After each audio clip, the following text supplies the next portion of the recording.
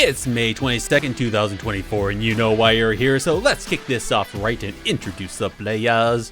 Hey, I'm Gerissar, a WoW esports aficionado. Hey guys, I'm Bigmoran, and Jake's actually not here today. He is riding a horse somewhere in rural London right now or something. Anyway, we're joined here by Caliph, who is the highest rated Assassination Rogue, I believe, right now on the solo shuffle ladder, and a lifetime or a well-known RBG player. But Caliph, why don't you introduce yourself to the audience? Hey guys, thanks for having me. Yeah, I'm Caliph. Like Moran said, I started in RBGs.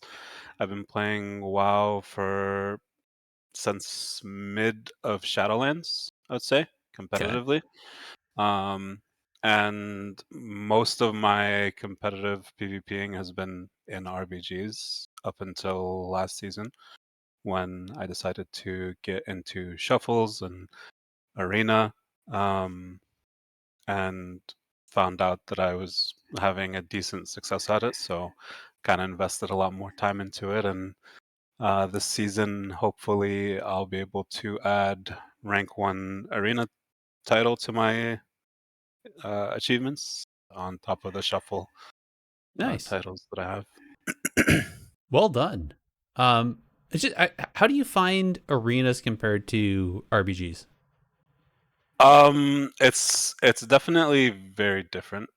RBGs, especially as a rogue player, is a lot more objective based. Mm-hmm. Capturing the flag, killing the FC, stuff like that. Versus in arenas, it depends a lot on your spec. If you're kind of like an outlaw / sub rogue, you're playing more around the setup, kills, CC kills. And if you're kind of like an Asa, there's two ways to play it, but it's it's like a damage meta at this point. But arenas, like ironically enough, in RBGs, there are like a lot of moments where you have those like 3v3 or like those 2v2 situations where being good in arenas definitely helps a lot to be good in RBGs. So That makes sense. I mean, at some point in RBGs, you're still trying to kill somebody, so yeah. And there is a lot, like, although it is not as mechanically intensive in RBGs, because you can get away with relying on other people more, the mechanics, you can definitely feel the difference when you become more mechanically aware in RBGs than when you first start out. Like for me, as a new player, didn't have the best mechanics at all. After I went and did arenas and shuffles and stuff like that, I came back with a completely different outlook on RBGs and how to play the game, and it really put me ahead, especially in RBGs. I feel like I can see that happening. I can definitely see that. All right. Well, awesome. Well, I'm glad you're here. Great to have you. I think let's roll into this. Let's get into the need, greed, and pass. Big, it's your turn tonight. So we'll play a little bumper, and then we'll get into what you got planned for us. This likely won't be a clean fight, so keep your distance, Harry! All right. So need, greed, and pass segment where tonight Big's going to present a scenario with 3 options, and then we'll take our turns going through them and saying which ones we will need, which one we'll greed, and which one we will pass on. So on to you, Big. Yeah, so the main 2-minute cooldown for Assassination Rogue is currently Deathmark, which, if you don't know, it basically duplicates all your bleed damage on the target for 16 seconds. Now, Deathmark used to be an ability called Vendetta, which worked significantly differently, where it was a damage debuff on the target that increased their damage taken by the rogue by, I think, 30%. Anyway, it's a very unique offensive cooldown because it's a cooldown that puts a debuff on the other target, which has some disadvantages in some ways compared to other cooldowns. So, I was just curious, if we wanted to change Deathmark, what would we do? So I'm going to present three options. So option 1 is we go back to Deathmark being Vendetta. So instead of duplicating bleeds or whatever, it's just a straight damage increase on the target, flat damage increase. So that's one option. The second option is to change it to be something completely different. So we could change Deathmark to be a buff on the rogue, similar to Shadow Blades or something like that. The third option would be to just keep Deathmark as it is in its current functionality. So we're going to change Deathmark. We can either make it Vendetta again, we can change it to be something completely different, or we can keep it as it is. So I guess, Caliph, which one of those options would you need? Which one would you agree, and which one would you pass? I would probably need something completely different. I'd greed pushing it back to Vendetta, and I'd pass keeping it the same. Really? Yeah, I mean, Deathmark right now it's not really the best cooldown, and for it to be a 2-minute cooldown, it's an extremely situational cooldown. Vendetta at the very least before, it wasn't something that could just be dispelled by half the game. Deathmark at this point, there are a lot of times where I don't even end up getting to use it because it's just better for me to hold the cooldown.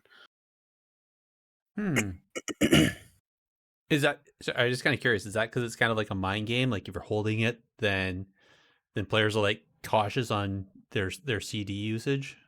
Yeah, so most of my like like Deathmark can do a lot of damage, but with like Pres Evoker being the meta right now, right? It's really hard with the 1-minute cauterize. So I'd rather, if I'm facing a Pres Evoker and they're gonna hold their cauterize, then I might as well hold my Deathmark and just keep my bleeds on the targets, and then my bleeds won't get dispelled. Okay. But as soon as I Deathmark, every Pres Evoker will cauterize it instantly. So, Yeah. it's just better to hold it. That way I keep getting the energy regen and I keep my damage up. Fair. Okay. It's interesting how I love this little piece about the meta, like how one class and one ability meta, like it makes you change your gameplay. That's interesting. This is tough, Big. I'm not gonna lie. I think I'm gonna need on back to Vendetta. I'm gonna greed on keep it as it is, and I'm gonna pass on making it completely different. And really, I think yeah, partially just to be different, but I think Vendetta is I think it makes for some, like, either way, like both of it's kind of predictable gameplay, but I think just that flat buff is good. Well, I'm just Vendetta 2, it could reveal to the rogue stealth characters. So it's actually a really good mechanic for facing sub rogues. Yeah, so Asa Rogue used to completely hard counter sub rogues back in Shadowlands when Vendetta existed. So that's the nice thing about Vendetta that I think Deathmark doesn't have. that is, yeah, okay. Well, then definitely, because I don't play rogue, so yeah. Yeah. I'd like to have a rogue on my team that can knock the stealthies out. Because yeah. Anyway, so need Vendetta then definitely. I think rather keep it as it is though than change to something completely different. Only because like I get right now, Pres Evoker is the hard counter, but we also know how the meta healer there, the healer that people seem to gravitate to is also kind of based on what the tier set is of the season, and also a few other things. So with I understand we're just in season 4 right now, but thinking even ahead to War Within, that doesn't mean the Preservation Evoker is going to be that hard counter in the future. So yeah. Over to you, Big, though. What was your choices? Yeah, I think I would pass. I'm gonna go with my pass first. I think I'd pass on keeping it as it is. I mean, there are some like cool interactions with Deathmark. Hmm? Correct me if I'm wrong, but I think it increases the sudden demise damage you can deal, which I think is pretty neat. We'll talk about sudden Mhm. demise in a bit, and I think that's like one of the most fun things about Acer Rogue right now. But yeah, it's really frustrating dealing with like evokers and survival hunters or like any dwarf or there's just so many Paladins. counters. Yeah. Yeah, paladins. It's just kind of annoying, and it is like I don't know. It's a cooldown that you even when it like works, you don't really feel the cooldown anyway. I don't Yeah. know. It's not like it's like, oh, I press death mark, they're gonna die. It's like, oh, I hope I hope it does damage, And it's kind of one Yeah. of those cooldowns where you need to you need everything to be like right to use it. So it's kind of Mhm. slow in some ways. They Um, did nerf it to where it used to do double damage. Now it does like the second bleeds is like 30% or 50% or whatever in PvP. So uh, yeah, gotcha. so Oh yeah, yeah, I Interesting. see. It's 50%. Yeah, yeah. yeah. So then I think it'd be cool to change it, but I do miss Vendetta. I think Vendetta was pretty neat, so I'm probably actually gonna need on going back to Vendetta. Mm. Okay. Even though it had the problems of getting countered by holy paladins or the paladins in general. Right. But I don't know. I think it was cool for that period of time too, where Asa was like the meta spec in RPGs, and you could get bases or defend bases with Asa or with Vendetta or snipe bases with Vendetta. I think that was pretty Mhm. cool. Yeah. Uh, and then yeah, I'm gonna greed changing it to something else, like I don't know, a damage buff or something. It'd just be way more convenient that way. Okay. Mhm. But yeah, those are my choices. Cool. I like it. And again, remind everybody watching live, you can say yours in chat. And if you're listening at home, pop on over to our Discord and tell us what your choices are for this Need, Greed, and Pass. In the meantime, we are going to move on to what the upcoming events are. Get in there and fight! Stop hiding! All right. So, upcoming PvP events that we know of, kind of PvP, kind of not, but it's the professional amateur charity event being hosted by Raider.io, which is a dungeon running event. So if anybody's interested in that, I think registration and all that is closed. Teams have been picked. The event is actually happening this weekend. Quite the roster that they had on the desk that I am aware of. And if anything, this is usually a pretty fun time. Watching some professionals and a couple amateurs trying to punch some pretty high keys can have some interesting consequences, if you know what I mean. So it's usually a fun time. Following on to that, the next events that are community events that we're aware of is a technically PvP 3v3 tournament, which we're hosting on the 22nd of June. So signs for this are going to be posted shortly, both on the Discord and through Twitter. But we're going to be hosting this through Matcherino, crowdfunding the event. So if you are interested, please feel free to donate to the tournament, and let's hopefully get a good prize pool that we can give the competitors. And this one's going to be a bit of a twist. It's not going to be the same as AWC rules or anything. So more to follow. Leaves that little teaser there. Other ones we have is the Liquid Eve Ascension, which is the Great Push style Mythic Plus Keystone tournament. That's going to be happening on the 29th of June. Signups have started just last week, and that's with gender minorities only. So it should be an interesting go, usually is. And for the Blizzard events, just today, there was announced a classic Kata speed run and arenas.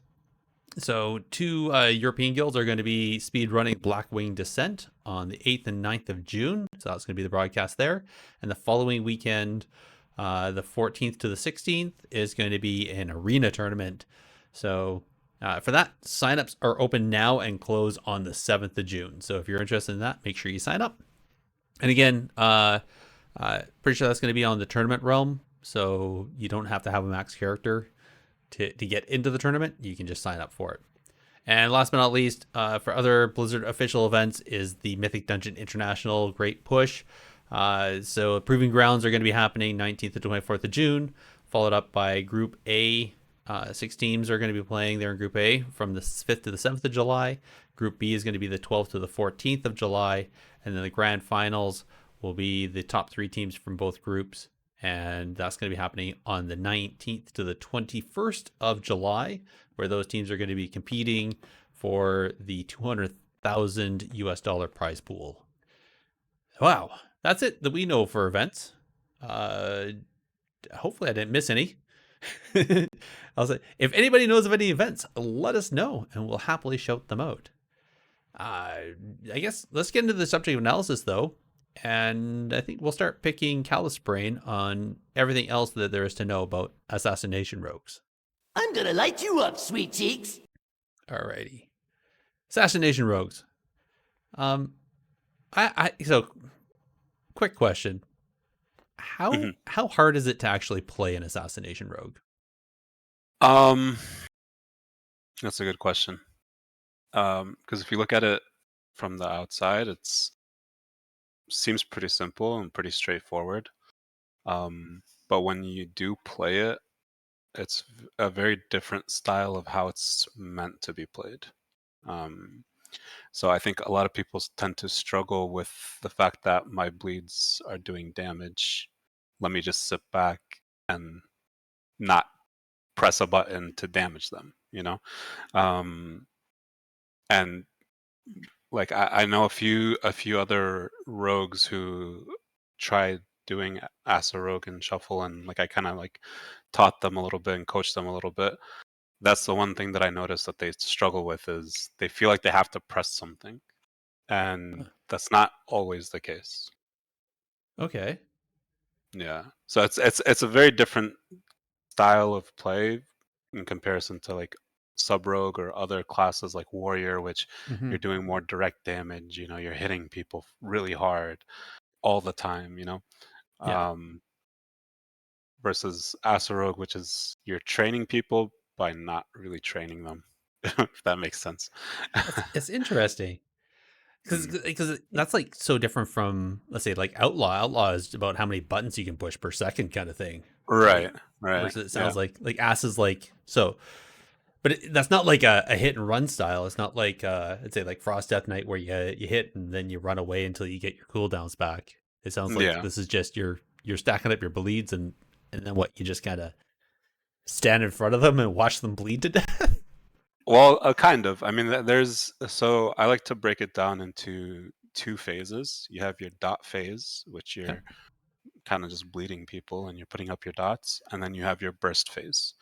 Your burst phase generally goes whenever you have Shadow Dance. Mhm. That's your big burst window. And then in between the Shadow Dance cooldowns, you're back to your dot phase. There are moments where you can kind of like where you do more damage than normal, which is anytime you can get a stealth of any sort. Rogues have a talent called Subterfuge, which after they come out of stealth for 3 seconds, they can use stealth abilities, right? So they can cheap shot, they can silence Garrote, which is improved Garrote, and they can do the things that they can't do Shadow Strike. You know, all the skills that require stealth, they can do it for 3 seconds after breaking stealth. And so for an Asa Rogue, those 3 seconds are when you put up your big dot damage, which is your improved Garrote. And as a break, like your damage breakdown always should be Garrote, then Rupture, and then other damage that you do, right? Which can vary from game to game. But as long as Garrote and Rupture are your top 2 damage dealers, then you're doing the right rotation essentially. Okay. Interesting. Yeah, and I will add that like Asa saw a pretty big rework last season. I think it was the rework, which made the spec definitely easier to play in some respects, and just it solved a bunch of quality of life problems with Asa. One of those things was indiscriminate carnage, which used to be a 1 minute cooldown that allowed you to AoE Garrote and Rupture, but now it's Yeah. simply a passive that when you come out of stealth or when you're in stealth, your Garrote and Rupture will automatically apply to nearby targets. Right. So it made this spec way more convenient because I think in the past you were just kind of capped on what you could do as an Asa Rogue. Like you wanted to bleed everyone, but you couldn't really do it. But now it's just you have that ability to AoE bleed, and now I think also another big shift was Caliph was mentioning this burst phase is Kingsbane became like part of the meta for Asa Right. Rogue. And so yeah, you actually have like a big hitting ability now, which they recently nerfed, but it still hits pretty hard.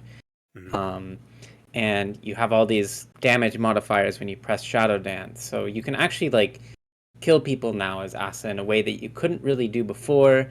And I know there's this period of time in Shadowlands where you could burst people with like sepsis, and it's kind of cheesy. Yeah.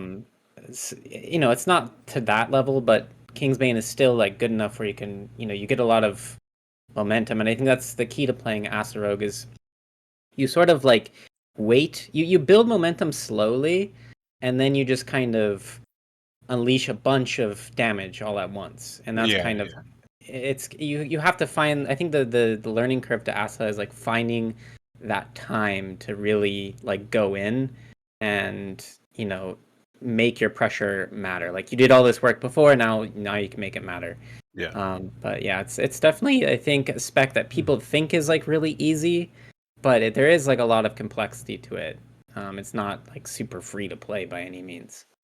Yeah. It's a like the way that I would look at it is you have classes that are micro versus macro. With Asa Rogue, it's less micro like uh, you know, dealings in terms of what you're doing. Like Sub Rogue is very micro, right? You're cheap shotting, setting up, gouge, blind into smoke bomb, kill, right? Everything's like a micro transaction of some sort. Um, Asa Rogue is very macro.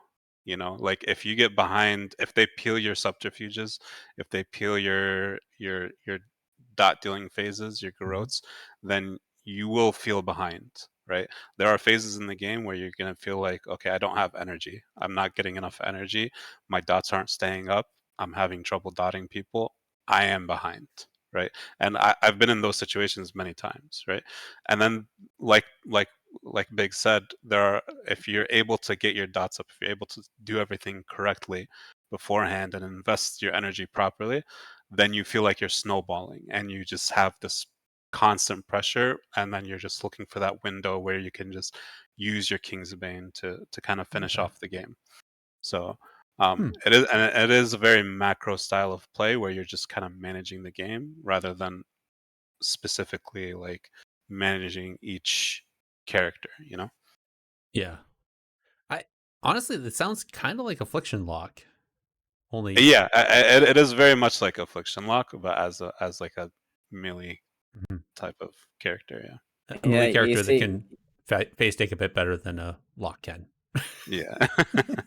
and Garissa, you see, like I play Resto Druid as my main, and Yeah. right now I'm playing Asa Rogue as my alt, and it's it's like a Resto Druid, as a DPS. Yeah. Mhm. Where the Resto Druid is the same, where it's like a lot of the macro decisions kind of matter. Like it's like the maintenance matters. Right. If you fall behind on Druid with your hots, you feel really bad. Like it's Yeah. like kind of unrecoverable.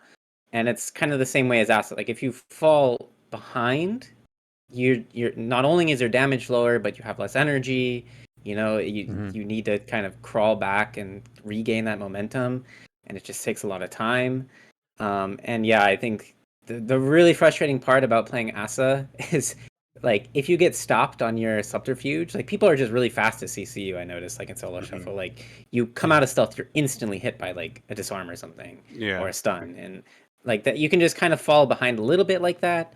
What's nice is like again, you with the redesign, you now play Shadow Dance, so you kind of have this ability to regain momentum with dance, and I think a lot of people play Night Elf. You can just regain momentum with Shadow Meld. So I mean, there's ways to regain that momentum, but you kind of have to invest something else to do it. And it's the same way with playing Druid. Like you lose momentum, you have to overgrowth or something. So yeah, it's definitely a spec that rewards people for kind of having, I agree, like this sort of larger view of the game rather than sort of like zooming in and focusing on the small little moments. You kind of have to think of the game like as a whole, and like how are you going to dictate momentum for a long period of time rather than these like 4-minute bursts. So yeah, it's really Okay. fun spec. Oh, sounds like fun. Okay. There, Well, there is just to touch on that. sure. There is another spec that's more single target, and it is very much closer to like the cheese build that Big was talking about before, where you're kind of just playing around trying to find the burst window, and you're not really worried about dotting other classes as much, right? So you would drop indiscriminate carnage and you would just focus more on single target damage. And I do know a few rogues that do play that way, and it's more of like a sub rogue style of play. But a majority of the Asa rogues, especially like some of the better rogues that play it in like AWC, they will play with indiscriminate carnage. So Mhm. I think that makes sense, though. It's just that um, when you have that spread pressure, you just end up you're doing more damage overall, which then causes you have multiple win conditions between ooming the enemy, mm, you know, enemy healer, or getting yourself into a position where you can burst and just knock somebody down, like there rather than just like that one single target, just damage output. I win. yeah, yeah. And you actually mentioned that a lot of times when I feel like, because sometimes you won't get any defensive cooldowns, right? And you might think usually that's like a bad thing. Hmm. But then I'll look at like the mana difference between our healers and their healers, and I feel like I'm pumping, right? Yeah, But for some reason I'm just not getting any defensive cooldowns. And that's usually because the enemy healer is probably pumping more than they need to be, right? yeah, So when they do that, and I look at the enemy healer, and I see they're at like 50% mana or 25% mana, and my yeah. healer's at 75% mana, then I know that it's only a matter of time that the pressure is going to be too much for them to handle, and their DPS are not rotating the defensives that they should be rotating. So, um, Sorry, excuse me. While my brain goes, really in solo shuffle, DPS players aren't doing their defenses properly. yeah. Yeah. Sorry. All right. Well, let's talk talent choice then. Mhm. What I guess what are the important talents that you would like if I turned to you right now and said, Caliph, you know, I want to try this. Like, Mm. what are the main things I really need to make sure that I get, and maybe what are the optionals? Like, hey, Gerissar, if you want to play this way, this one. If you want to play that way, this one. That kind of Yeah. thing. So let's talk. Let's do the rogue spec first. And do the left side, and just kind of Okay. let's talk what's important and what's not so important. Well, I mean, obviously you have cloak, blind, shiv, Hmm. evasion. Those are all important, extremely important. Shadow step. I mean, death. Like probably the first three rows are all like required. Um, then subterfuge after that is one that's extremely required as an asa rogue. Um, and with it comes Shadowrunner, which gives you a little bit of movement speed when you're in stealth or when you're Shadow Dance. Um, a lot of the middle rows, other than Subterfuge, I would say aren't as required. Like you can be very flexible with it. I tend to go heavier on the movement speed just because I like being able to move faster. Hmm. Um, There's Unbreakable Stride, which is very situational. I'll play that into Frost Mages, for example. Um, Iron Stomach sometimes, not really. Improved Wound Poison is also required because it stacks your Wound Poison 2 additional times, and you're usually running Wound Poison and not Deadly Poison. Okay. And then you go down more. Everything else is just kind of like required to get down to the lower part of the tree. Okay. You do want Shadow Dance at the bottom. That's very important. And Thistle Tea is the other important one. Some people like to play Cold Blood, but there are reasons in the assassination tree that will make it Cold Blood pretty much not as important.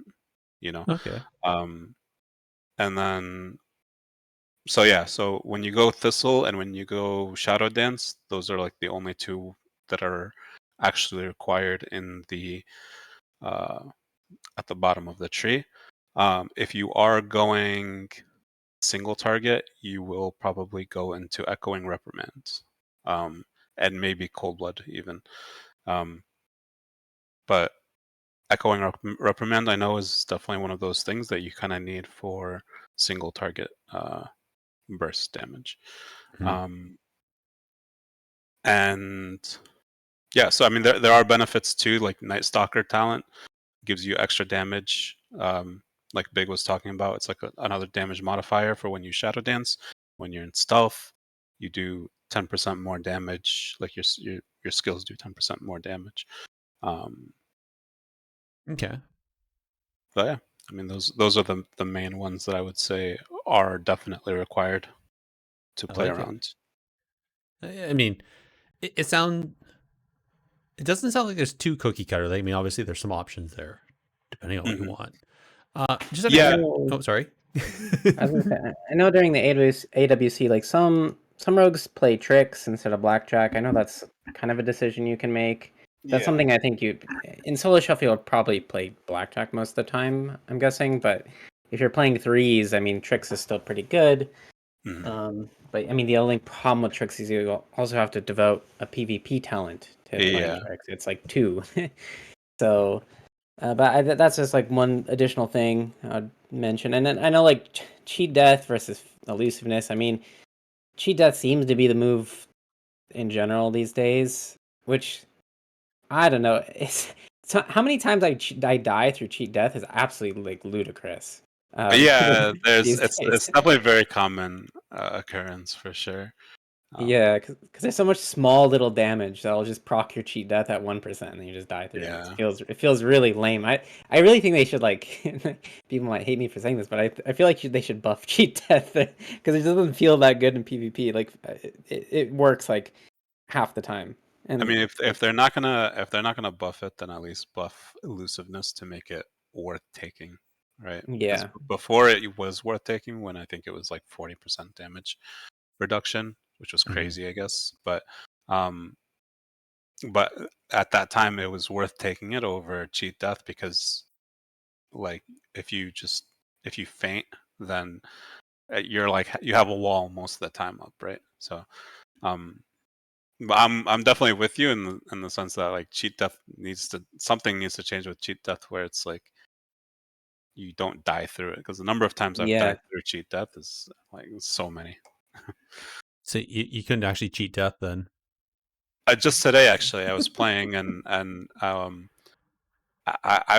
by every means I should have been fine, but I ended up dying, and my healer immediately goes, "Cheat death is such a stupid freaking skill," because he was tracking my cheat death, and it like I just died through it, you know. So, Wow. um, eh, yeah. So and we were winning that round too, which is the crazy part. So I understand his frustration, like my frustration, obviously, but his frustration too as a healer, where you're tracking somebody's cheat death, and Yeah. if it doesn't go properly because you're managing your cooldowns around it, then it screws them over even more. So Yeah, I can see that. Uh, quick question about mhm. poisons. Numbing poison versus atrophic poison. Numbing poison versus atrophic poison. I mean, Yeah. I Do you take any of them? I usually go crippling personally. Okay. Crippling, but I mean you could go numbing for casters. I have done that before. Especially if you don't need dead end nerves against any sort of physical attack. And they're casting most of the time, so it does. But I don't know if I would ever take a trophic poison personally, because the slow crippling poison is just better against melee targets that Okay. it stops them from moving around. And I'll even say like I've played in lobbies where the warrior has asked me why I'm not playing superior mixture, which increases the crippling movement speed by 10%, which in PvP it's 6%, right? So I've dropped that before, and they immediately noticed that. They're like, I don't think he's playing extra crippling because I felt like I could move more than normal, Yeah. So I have heard that commentary, so I've been more conscious of playing it, and before I'm like 6%, that's not really a big deal. There's no way they can feel that, but then you hear the comments of like, oh, he's not playing this. It really makes you think like, okay, maybe it has a bigger impact than you actually initially thought. So Okay. I like it. Yeah, it's kind of crazy how like 6% doesn't sound like a lot, but like even like a 5% movement speed sometimes just yeah, makes like I noticed that when we got speed gems and they start stacking a couple speed yeah, gems, it's like holy moly. yeah. You can like literally you can connect more. It's Mhm. actually there's a talent on the rogue tree. It's acrobatic strike, which increases your melee attacks by 3 yards. Yeah. Right? And I play that, and I've had other rogues that are like, they're confused as to why they're like, when they're playing and they're doing the rotation, they're like, I'm not able to reach other people, you know? Yeah. And so 3 yards doesn't sound like a lot, especially when you can get like 5% haste or 10% haste or whatever Mhm. the other talents that give you. But 3 yards makes a big difference, because especially in like with everybody having so many micro CCs and so many roots, and there's just so many things in the game, that Mhm. 3 yards just like where you're like barely out of reach. And like I'll see these rogues when they're playing, like I'm watching their VODs, and I'm looking at them, I'm like, why don't you just hit him? He's right in front of you. Yeah. He's like, I can't. And it's because they don't have that extra 3 yards, and it's so small, but it's such a big difference. So that's definitely one that I definitely can't play without. That makes me wonder if like some Emmy player is like, "Ha, I root you. I know if I stand just over here, you can't hit me." And then you're like, "Ha." Like, There are players. You'd be surprised. There are actually a lot of players that like they do calculate around those oh things. yeah. No, totally. Yeah, Because that extra like moving the extra 3 yards is just that little bit further. It's that little bit more time moving that they're yeah, not able to cast or do whatever. So yeah. interesting. Okay, I like that. I don't. Why don't we go into the actual spec tree then? Hmm. Because you're alluding that there's some stuff over there that really helps. Well, obviously that makes the nuance of the spec, but they kind of Right. play off of the rogue tree.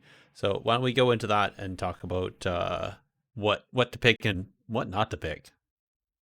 Yeah. So in the rogue tree, obviously you have to take deadly poison. You take improved chiv. You take the first 2 rows. Mm-hmm. And the main reason is because venomous wounds, which is right in the middle on the second row. Yeah.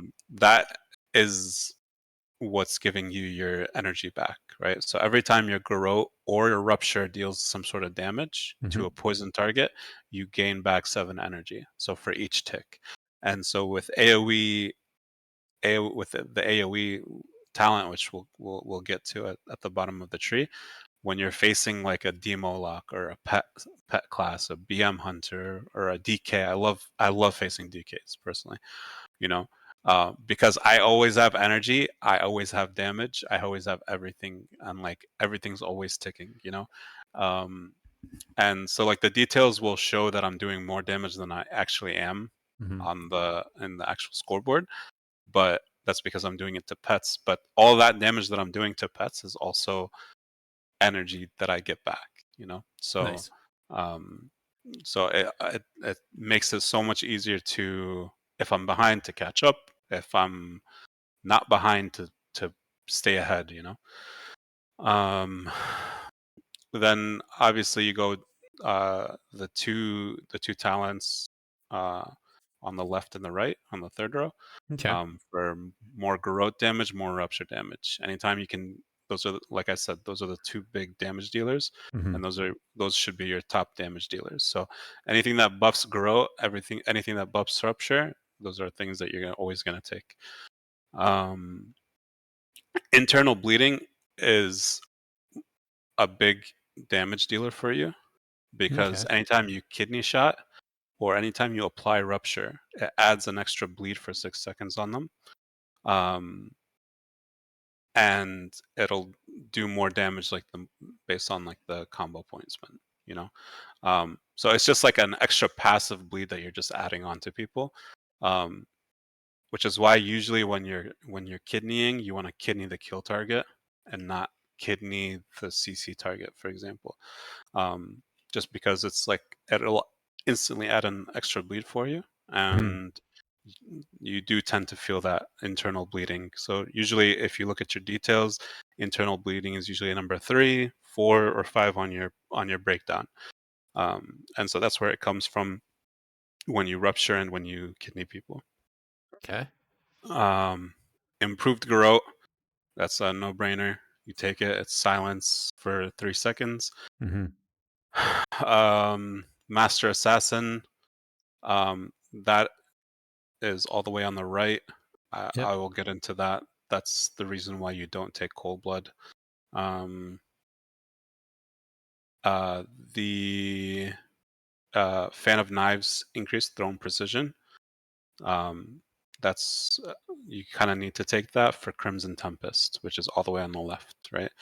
So Crimson Tempest is a very dangerous button to press because a lot of rogues, like on the lower end, will spam it.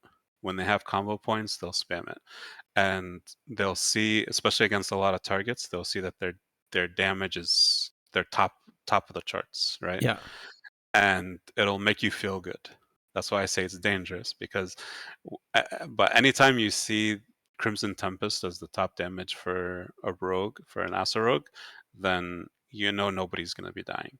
You know, they're gonna, nothing's gonna die, and on top of that, like he's not doing real damage, which will need to be healed through or like is like impactful or Mhm. even gonna generate energy for you. You know, so that's why I say it's very dangerous, but it is a good thing to press in between, like when you have those fillers where you don't have anything else to press. You know, you can Oh, add a little extra pressure by Crimson Tempesting something. You know, okay.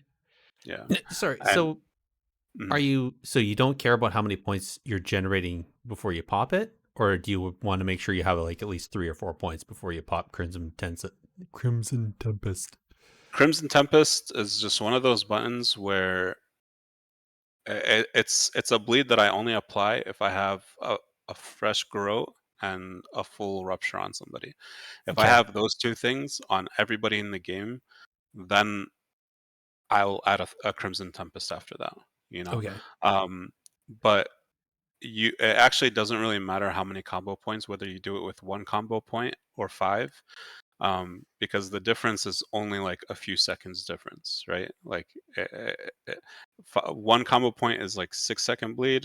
5 combo points is like 14 seconds or 12 seconds. Like it like doubles it, you know? Hmm. It's not like rupture where like rupture, if I do a 30 point, 5 point rupture, it's like 30 seconds, you know?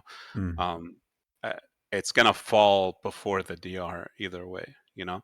So, and 1 point Crimson Tempest actually does a little bit more damage than 5 point Crimson Tempest. So Oh. a lot of times if I'm like training somebody or if I'm like doing single target damage, I will just, and I have an extra combo point, I'll throw a Crimson Tempest on one person. Okay. Just to add that extra pressure and just Mhm. to add like a little bit of extra damage to the person. Um, and like sometimes you can feel the difference. So, um, but Okay. outside of that, I don't like if you're spamming it or if you're pressing it twice in a row. I think that's a waste of combo points. Yeah. That makes sense. I was Okay, gonna that I makes was a lot gonna of sense. say I was gonna add really quick. I personally don't play Crimson Tempest. Mhm. I don't know. I maybe it's because I'm lazy. I just it's just like one more thing that I just don't have to think about. Yeah. So It's by no means required, to be honest. Like yeah, you can still do your damage and everything, but like if you're able to do it efficiently, where you can get used to using Crimson Tempest, it actually does a lot more damage than you think. Um, like sometimes I'll get like 1-2 million damage out of it. In like a 6 million or 7 million damage game. So it's like Mhm. it can be useful, but like I said, it does have that downside where if you're spamming it, it makes you feel good because you're pumping, but it's not real damage. So Yeah. and if that's the way that you're gonna use it, then you're better off not even using it at all. Yeah. Makes sense. All right. Mhm. So removing Crimson Tempest. Okay. um, I'm kidding. Oddly enough, actually, there's another build which I'll get into, which Okay. is an AOE build without Crimson Tempest and without Kingsbane. Um, Okay. and it's more of a pure rot builds with Bone Spike, and it's less bursty, but you can kind of like CC more, and you can use your dance for CCing and just applying bleeds and playing kind of like a different style than just using your Shadow Dance for burst damage. So, um, but Neat. Okay. yeah, but you definitely want the extra Shiv. That's very important, and it does extra 100% damage. Um, Death Mark, obviously, you want to take it because having it is better than not having it. Sanguine Blades, another thing that you want because it does extra damage when your energy is higher than 50%, right? So Mhm. when you come out of stealth and you garrote people out of stealth, then you're getting, you have maximum energy already, so your garrote's doing more damage. So it's just like another modifier almost. Um, and then Master Assassin all the way on the right. I'm just kind of going left to right in terms of Mhm. talents. This is the talent where it makes you not need cold blood, right? So critical strike chance increased by 30% while stealth, and then for 3 seconds after breaking stealth, you still have that 30% crit increase, right? So um, uh, usually I'll run at least 20%, crit, or like Oh. a little bit above 20% crit, you know. Um, that way, when I'm in stealth, I have above 50% crit, right? Okay. So when I'm shadow dancing, I also have above 50% crit, you know. So when I apply my garrotes and when I apply my Kingsbane, when I'm shadow dancing, I have a 50 Mhm. 50 chance at least of getting a crit on the Kingsbane. If it doesn't crit, it's not the end of the world, right? Yeah. Um, and that's why you take Thistle Tea instead of Cold Blood, which is a whole branch of the tree where you're guaranteeing 100% crit, right?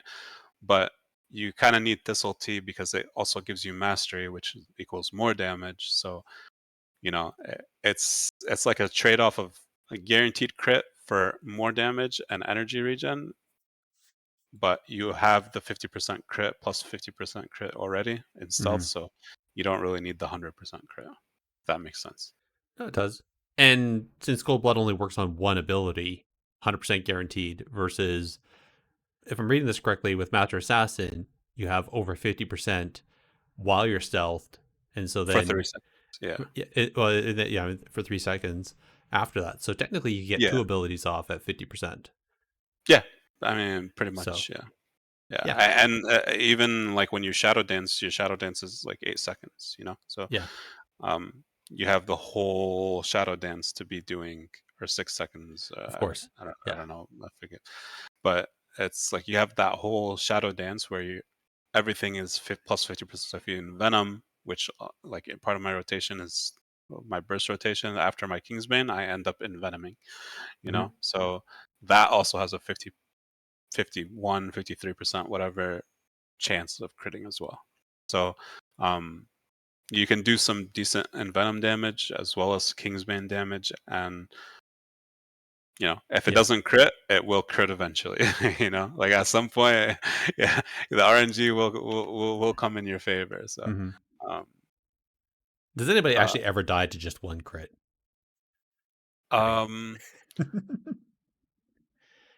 It sounds like a if story. it's a Like, it big sounds like it actually crit, did. yeah. I mean, I've killed some people with one big crit before. Yeah. Okay, I stand corrected.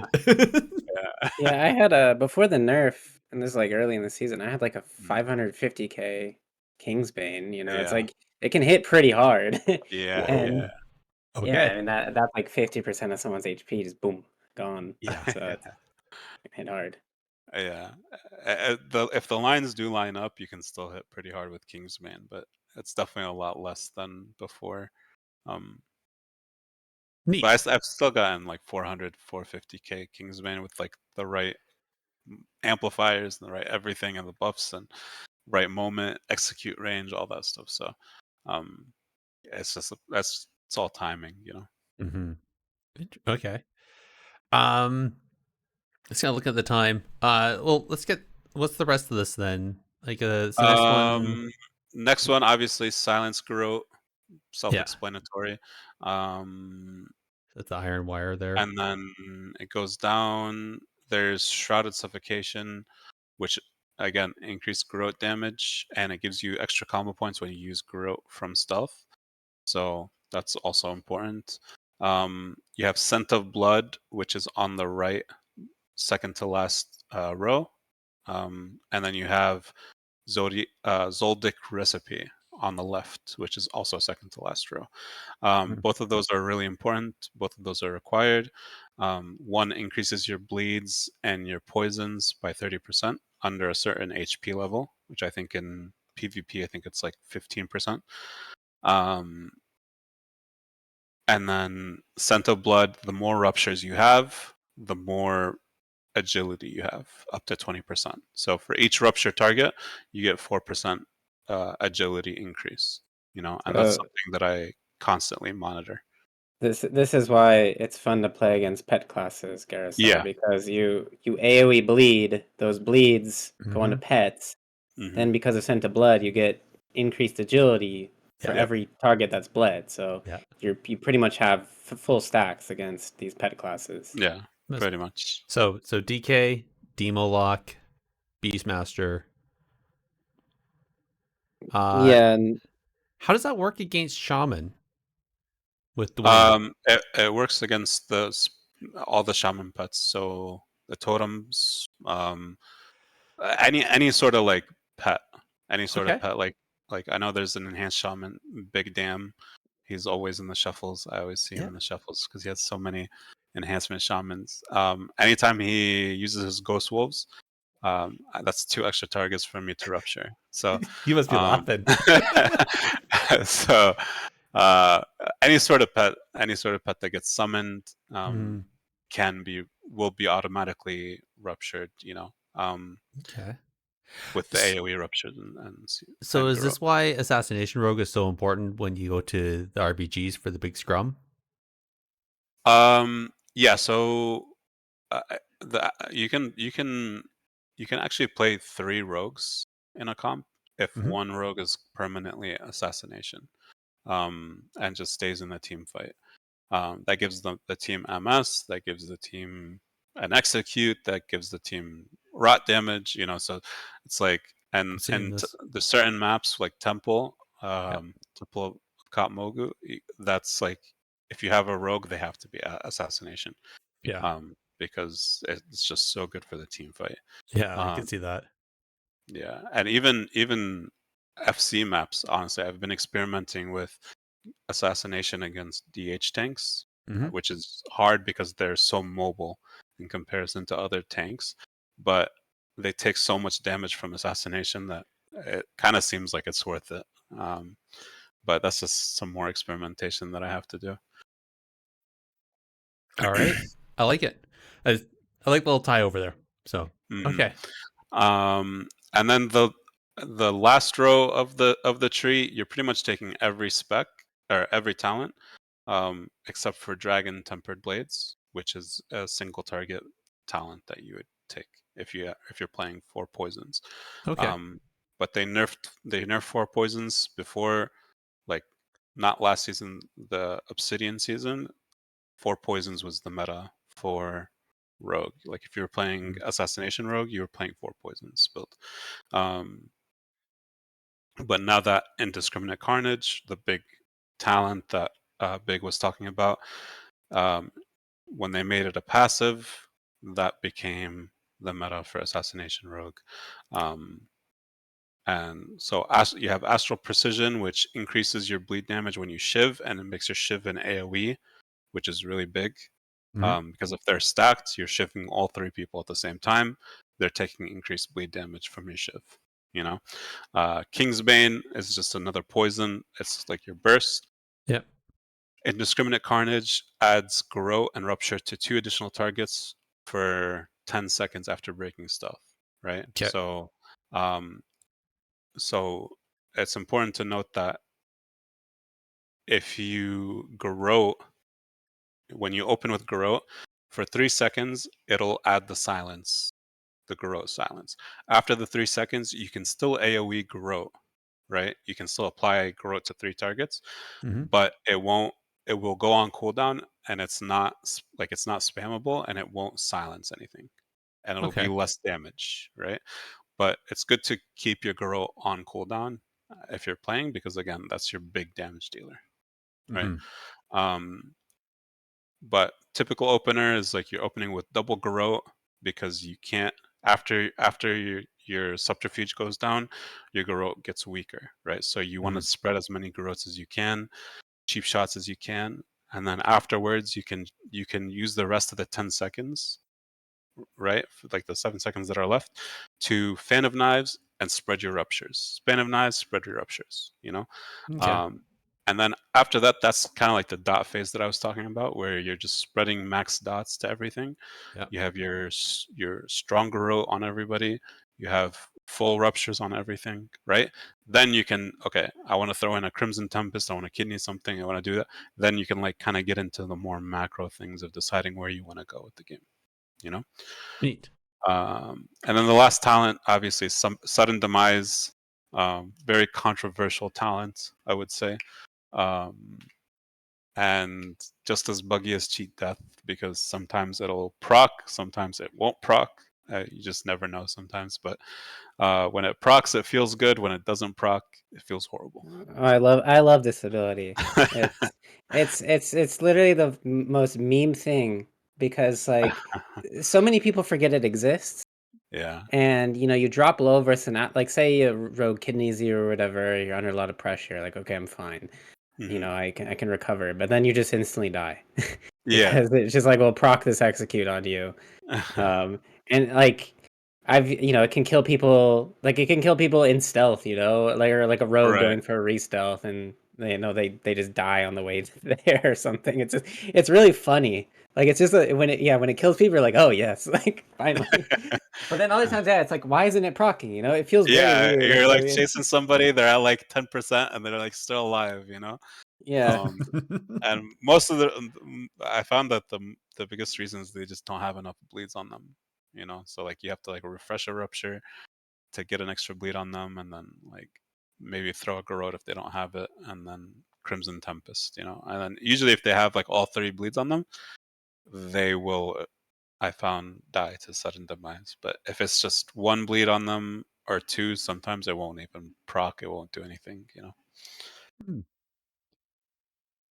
Interesting. I like it. I like the sound. No, nobody been having fun with this big. This sounds tasty. This Yeah. sounds fun. All right.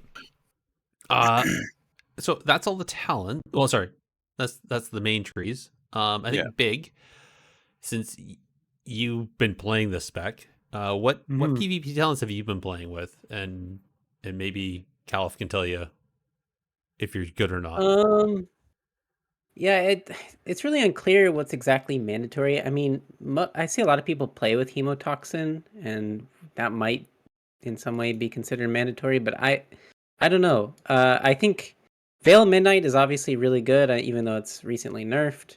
But one of the biggest problems playing Assassination Rogue is sometimes you inevitably get bullied by like other melee, and so just being able to remove, I don't know, bleeds or physical debuffs like disarm is really good. So I would say like the only truly mandatory talents, even like, and they're really not that mandatory, would be Hemotoxin and then like Veil of Midnight, which you could swap out against casters.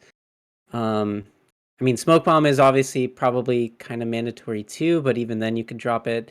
I really think it's one spec where there's you have a lot of flexibility, um, but there's other obviously some PvP talents that are generally never chosen, like Control is King.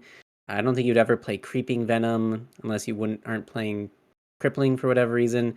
Dagger in the Dark you wouldn't ever really play. Death from Above might be okay in some matchups, but again, not really. Dismantle, you probably want that in some cases. I don't know. There's a lot of flexibility. I mean, Caliph, you're better than me. I mean, is anything, do you think, mandatory as Asa? I don't think there's anything mandatory. Even hemotoxin, which before was a lot stronger, it also ended up getting nerfed. So Mhm. even now, I don't think even hemotoxin is considered mandatory. Like I think most games I actually Yeah. even drop hemotoxin for quality of life PvP talents. Yeah. uh, Veil of Midnight, I really only played against bleeds of any sort. Ferals, Rogues, um, Arms Warriors, Survival Hunters. Those classes are usually the ones that I play Veil in the Midnight, because after the nerf, it's less. It used to be kind of more of like a bop, where Mhm. it would give you like evasion and stuff like that. But and now it only evades, I think, the first skill. So, or like the first half second or something. So it's not really super good against most physical stuff. Um, but if it's a bleed, I'll play it. Smoke bomb, I play pretty often. Um, That makes sense. Disarm, if I'm facing a warrior or a frost decay or an Asa rogue, or any type of rogue, I'll usually play disarm.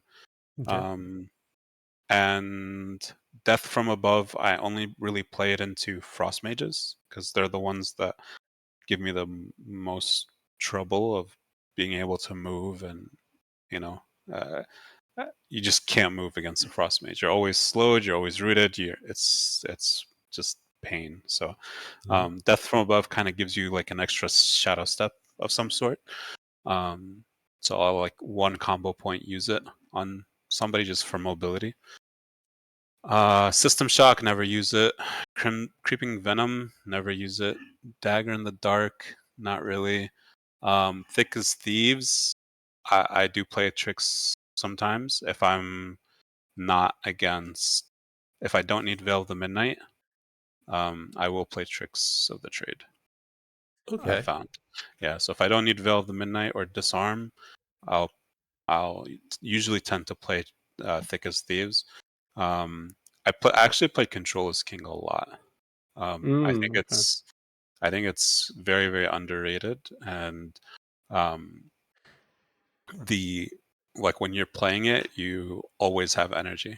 So even if you end up falling behind with energy regen, um, with not being able to get enough dots out, Control as King definitely helps out with that, because it restores energy when you combo point, when you kidney, sorry, and then it gives you free slice and dice Mhm. when you cheap shot. So um, anything that saves you combo points from having to use combo points is really, really good. That's why Indiscriminate Carnage is so good, because you're not only are you saving globals, you're saving energy, you're saving combo points from spending, by putting rupture on 2 other targets, right? So like people might not think about it, but when I rupture when I 5 combo point rupture somebody and I rupture their 2 other enemies, right? I'm saving 10 combo points and like 90 energy, right? And Wow. two extra globals, right? Mm-hmm. Versus if I and even more than that because I have to build the combo points up, right? So like I have to build the combo points up to 5 combo points and then rupture the second person. Build combo points up to 5 points and then rupture the third person, right? Yeah. So indiscriminate carnage kind of saves me from all that energy investment by making it passively just spread it, you know. That's So huge. yeah, so that's why control is king I think is a lot better than it actually seems because I'm saving combo points on slice and dice, and I'm getting energy, pretty much making my kidney shot free energy. You know, um, Mm-hmm. so I play Control as King a lot. If the game doesn't require me to play Disarm and Veil of the Midnight, I usually play Control as King and Hemotoxin, and then Smoke Bomb usually every game that's not a Fist Weaver. You know, there's no point in playing it with a Fist Weaver. Um, yeah. Interesting. Do you dismantle Windwalker monks? No. No, no. Okay. So them and Feral are the only times I will play Veil of the Midnight without Disarm. Okay. Yeah, and in those matchups, I'll usually play Control as King or Hemotoxin. The problem with Hemotoxin is it reduces the target healing by 30%, but with your improved wound poison, they're already at 24%. So really, you're only getting 6% difference. You know, Yeah. so that's why I found that I used to play it every game, and then I had some EU Warlock that I played a lot with last season. He was like asking me, he was like, "Why do you guys play Hemotoxin?" Yeah. And and I did the math, and I'm like, he's got a point. Like, why do we play Hemotoxin? You know? The only reason you might want to play it is if you play like deadly poison instead Yeah, of wound. yeah. You can And do that. that's in RBGs though. So in RBGs, a lot of times you'll play Deadly Poison and you'll play Hemotoxin to make up for that. Hmm. If you have a warrior on your team, um, Hmm. but and I used to never play Wound Poison either. I used to play only Deadly Poison last season. Um, and then I actually got into a lobby with Crusader, and he's like yelling at me in the shuffle lobby. Right? He's like, "Put wound poison on, put wound poison on," you know. And so then that was like part of my learning curve was like, okay, is wound poison that much better? And I found that it actually made the game so much easier than playing with deadly poison. Um, Cool. so yeah. Well, one can't say that Crusader doesn't know the game. He's a character, that's for sure. Yes, he is. Yes, he is. Um. Okay, so you alluded to some alternate specs, though. Hmm. Um, Yeah, so Big, sorry, alternate. Big. You play other specs too, right? No, I played the AOE build spec. Okay. I like it. I single target. I don't know. I've never liked echoing reprimand on any rogue spec. Mm, It's yeah, it's just it feels silly to press. I don't know. yeah, It's too much. It makes it too bloated for me. yeah, it definitely does make it bloated. Um, and I can understand like why people wouldn't want to play it because you might as well play sub rogue. You know, Yeah. that's how I felt. As like, why should I play single target ass if I can just if I just play sub rogue? Like, what's the Mhm. point? You know, and I mean the point now, at least uh, this season, is that sub rogue is in a really really bad spot. You know, so um, if you were to choose a single target spec out of the two, I would probably pick Ass Rogue over Sub Rogue just because um, it's not unplayable. It's just not as good as I don't think it's in an environment where it can be as good as it used to be, without drastic changes, just because of how the meta is in terms of damage. It emphasizes damage a lot, and then there's a lot of micro CCs, right? And those micro CCs tend to get in the way of actual setup kills. So if you ever play Sub Rogue and Shuffle, if you want to have a bad time, play Sub Rogue and Solo Shuffle. That's pretty much what I'll say. Just the number of people that are just stun DRing and triple DRing and just not caring, and because they don't have to care, right? Their class doesn't depend on it. But as a Sub Rogue, if something's off is on stun DR, it's never gonna die. Yep. So. So that's why if you are going to play a single target spec out of the two, I probably would just go Asa, because it's more damage and more consistent damage and depends less on setting up. And if you're going to do that, you would drop Crimson Tempest. Well, you don't actually have to drop Crimson Tempest, but you would drop Indiscriminate Carnage. And you would play Bone Spike, and then you would also play Echoing Reprimand, but the single target build that I play is actually without Echoing Reprimand, because I'm like Big. I don't like the extra buttons. It just feels clunky. It feels not natural. So I play mostly with Bone Spike.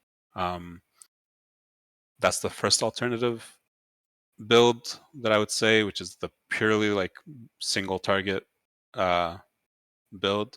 The other build that I would say you can play is you would just drop Crimson Tempest and you would drop Kingsbane, and you would pick up Serrated Bone Spike. And that, like I said before, is more rot damage because Bone Spike stays on the target as long as you're in combat and they're in combat. So it'll just constantly be ticking and ticking and ticking on every target that you have it on, right? So you can imagine that that's just like a little bit extra pressure on people constantly. So pretty much the entire game, all you're doing is you're keeping up your ruptures, your garrotes, and then you have your bone spike on them ticking. And in between those phases where you're not refreshing your dots, you're just managing the game. You're stunning, you're cheap shotting, you're kidney shotting, you're blinding, you're gouging. So it's like you're peeling your allies and you're slowly rotting them, right?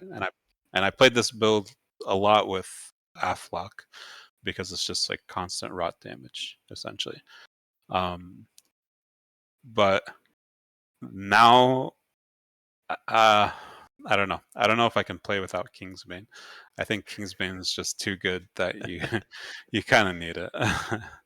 Fair. But that is an alternate build that you Okay. can play, and I know people who have had a lot of success with it.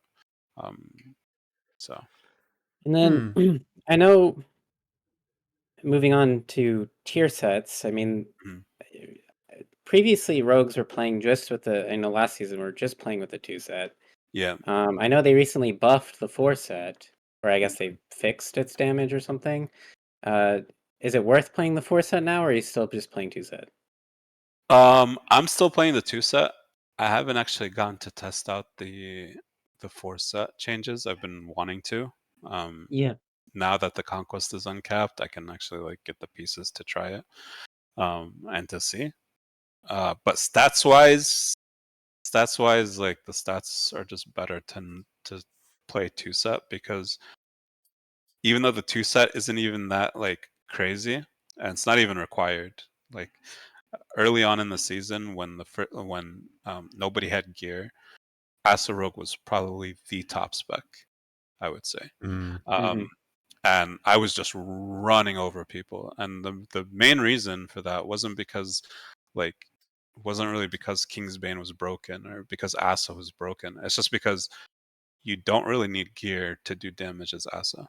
You don't need tier set to do Yeah. damage versus DH, which their damage increases dramatically with 4-set, right?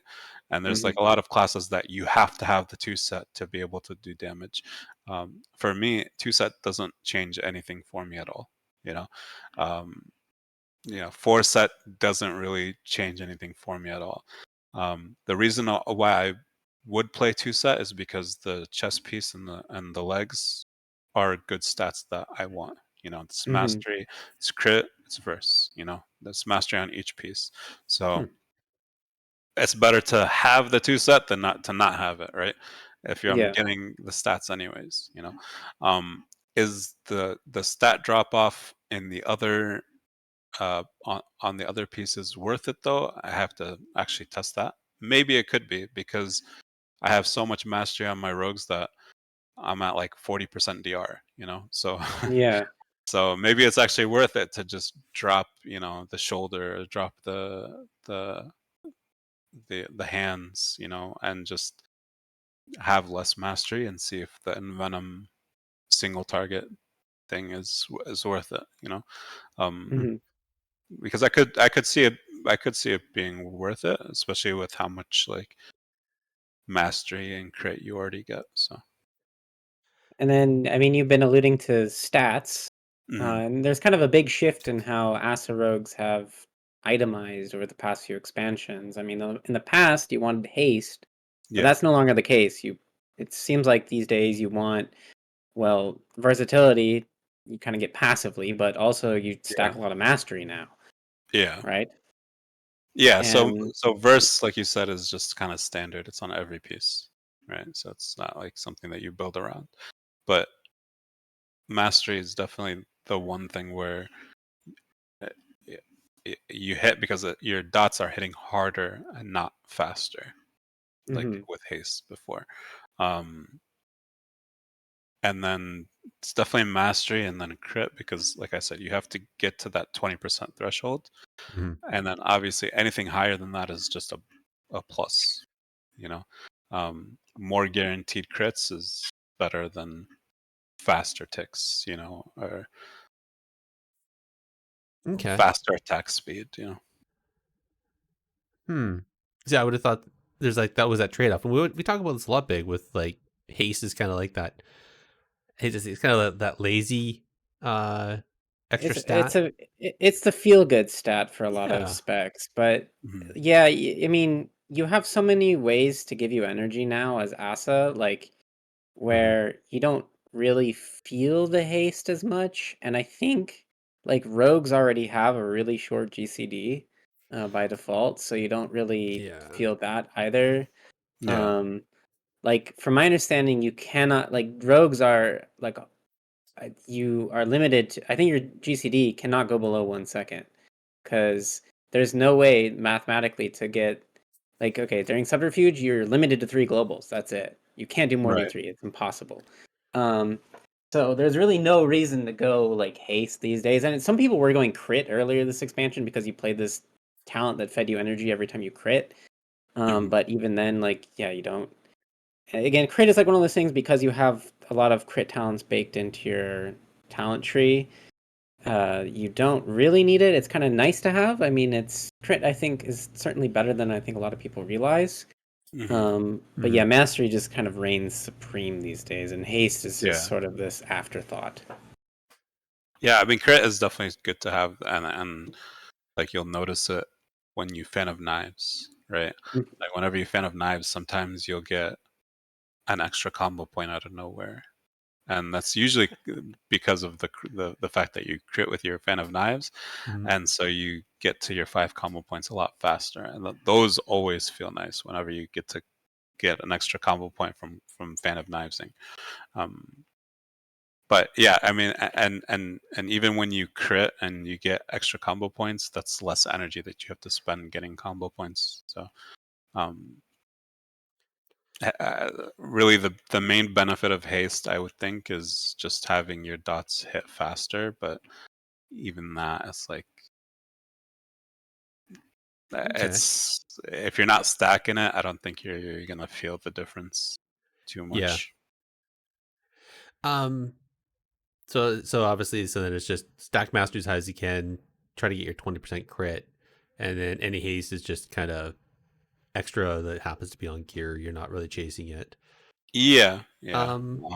What about for racials? What are you chasing for racials though? I mean, I think it's Night Elf is just too good to pass up. If you're talking bis racial, Yeah. it's definitely Night Elf for Asa Rogue. Okay. That's because And you then can shadow meld and then re-stealth. yeah, Shadow Melt, and you can get another subterfuge that way. Yeah, it's kind of funny. Like right now, for both Outlaw and Asa, like one of your biggest like cooldowns, in quotation marks, is stealth. Like Yeah. you get, especially as Asa, you just get so much momentum out of stealth, and same, well, Mhm. yeah, Asa and Outlaw, you get so much momentum out of stealth. It's like Shadow Meld is an additional offensive cooldown. Yeah. A lot of times. Which I don't think I think Outlaw as a design isn't supposed to be that way. Like I think it's supposed to be the opposite, if I'm not mistaken. Hmm. Like theoretically speaking, like Yeah. not as of right now, but like theoretically, it's always been sub rogue that's been like The re-stealther, yeah. yeah, that thrives on the stealth, and then like Ass is kind of like in between, and then like Outlaw is supposed to be like The the W warrior type. spec. You Yeah, press like the W. warrior. You do it everything out of combat, or out of Yeah. stealth. And but like now it's like he's like Big said. It's just like Mm-hmm. they have Re-stealth is so just so. much. Yeah. Yeah, they have so much stuff in stealth that it just Okay. like How does that affect Bone Spike then? um Because if you shadow meld, then you drop combat, right? It's their yeah combat, I think. um yeah, I think I believe it's I don't know if it's both, but Okay. I know it's them, but usually you have some time. It's not like immediate, right? Okay. It's not like something that's immediate. So, um, Fair, but I fair. think it's when they drop combat, then it prioritizes that. I have had it where I've sat in stealth for too long, and I have to go back and refresh the bone spike, which Mm-hmm. does happen. But like Big said, it's most of the time it's when they leave combat. So you do have that like small window of opportunity to like stay in stealth for a little bit before it like goes away. Okay. That's good. I hate for somebody to be like, hey, I'm going to do this, and then come back to Mhm. our podcast and be like, damn it. So Yeah, I mean it's kind of like cookies, right? Like if I don't know if you noticed the way the warlock cookies work. Mhm. When you get a stealth and like when you shadow meld and you get a stealth, that doesn't necessarily reset the cookie. Unless you stay out of combat for like a certain like 2-3 seconds, and Mhm. then you'll see the cookie reset. But until that actually happens, it won't instantly reset so that you can it puts it on cooldown or anything. Okay. I never Yeah. noticed. Okay. And then, so obviously we talked, viability in RPGs is clear. Mhm. But what kind of comps are we looking at in arena? Um, an arena, I mean, it's healer Asarogue.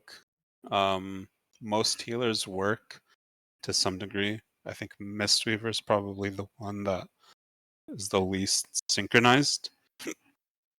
Okay. But I think every other healer works pretty well.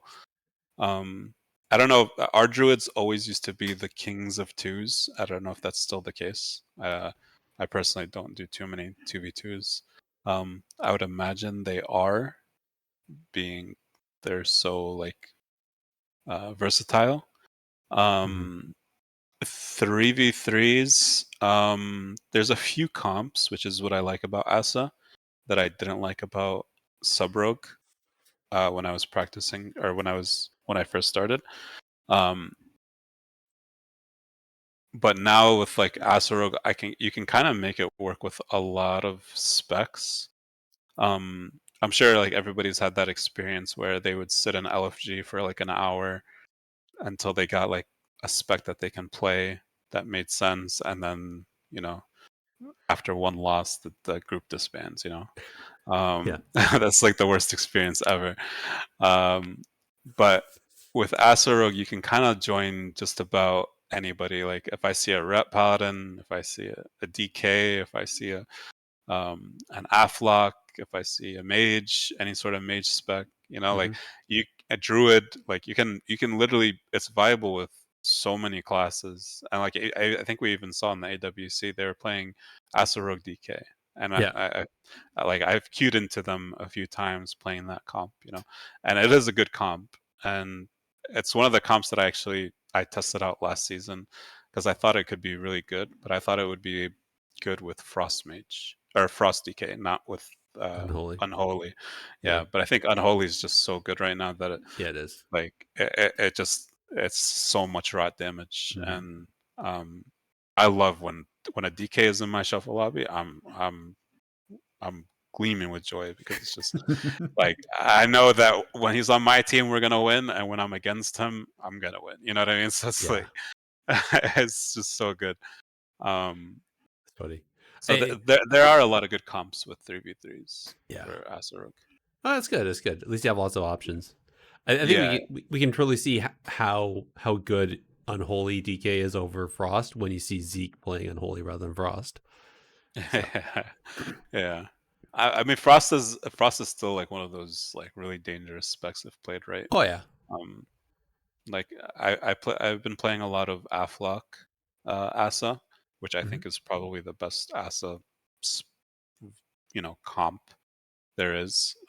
It's one of the more fun ones because there's not much setup and you're just kind of like dotting everything. You're just max damage. It's a PvE comp for sure.